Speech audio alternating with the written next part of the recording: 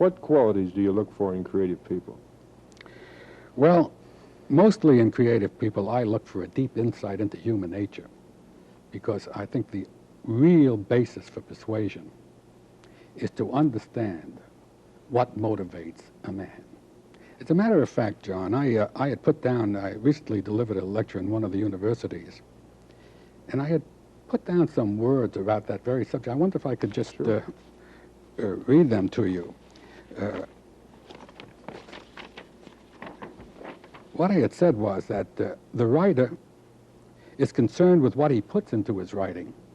The communicator is concerned not just with what he puts into a piece of writing, but with what the reader gets out of it. He therefore becomes a student of how people read and how they listen. He learns that most readers come away from their reading not with a clear, precise, detailed registration of its contents on their minds, but rather with a vague, misty idea which was formed as much by the pace and the proportions and the music of the writing as by the literal words themselves. And he learns that the reader reads with his ego, his emotions, with his compulsions, his prejudices, his urges, and his aspirations, and that he plots with his brain to rationalize the facts until they become the tools of his desire.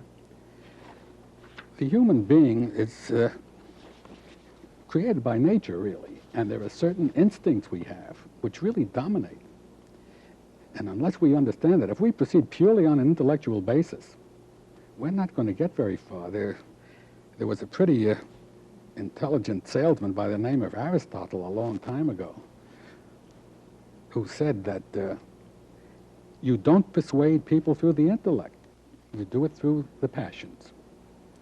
Now, it's up to the man who's doing the persuading to tap those passions for good moral purposes. But certainly, that's what does it. I think it was Conrad who said, you can have all the precise words in the world. Just give me the words like glory and honor and all the words of emotion and inspiration.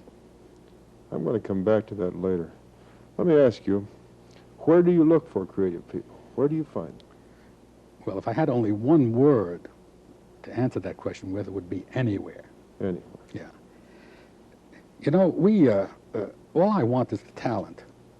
And fortunately, being in the creative end of the business myself, I think I can spot the talent. But it's the talent that you cannot teach. I can teach advertising. That's why I think it's so wrong very often to just look for a man who's had great experience in such and such an area. As a matter of fact, that might be a great handicap, because that man may come in and do things as they were always done. And if you do things the way they were always done, you're not going to be very effective, because the essence of impact is saying things the way they were never said before. Let me ask you, I have the impression that most of the creative talent at Doyle Dane Bernbach is homegrown, that you've hired young people and trained them. Is that right? That's precisely what happened. I have several great creative people who came from the most unlikely places in the world. One came to me originally from a place called Broadway Maintenance with a dog-eared little folder he had done. But I spotted a freshness in his putting together of words, in his concepts. He became Bob Levinson, who was one of the great creative directors. I took Phyllis Robinson, who was our first copy chief, out of the promotion department of an agency, and she wasn't considered good enough at that time to be in the national department. I know of no one who's better than Phyllis Robinson. We don't have the proper standards in picking our creative people. We have to go by symbols, and you know, symbols can get you in trouble. I love to tell that story, a true story. It appeared in Science magazine about this great experiment when 8 very, very intelligent men were put into several mental institutions. They were very sane men, but the experiment called for putting them down as schizophrenics. And the purpose of the experiment was to find out how long it would take the staff to discover that they were normal people.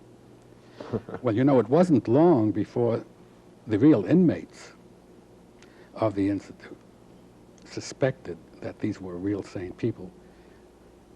But the doctors, during the entire stay of these normal people, never suspected. Now, what happened there was that word schizophrenics became a symbol They're conditioned. And The they were doctors are conditioned by the word. So you have to be very careful about Let me ask you a knowledge. question. Is academic background important in creative people? No. I think it's a help, Mm-hmm. but I don't think it's vital. I don't think that you teach art. I don't think that you teach persuasion. I think all you can teach is knowledge. Mm. And knowledge, you have to be concerned with. Knowledge is a great thing to have.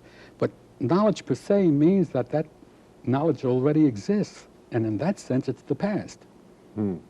The only thing that can take you from knowledge into the future is an idea into a new area. Well, you know, that happened with Einstein. Einstein's theory of relativity couldn't be proved for 10 years. But he took what knowledge existed and went from that knowledge to an idea. He said, such and such must be so, based on that knowledge. Now, if he said you can't go beyond knowledge, we would make no progress at all. Now, this is especially true in advertising, where impact is completely dependent on newness and freshness. If you stay with knowledge, you're not new or fresh.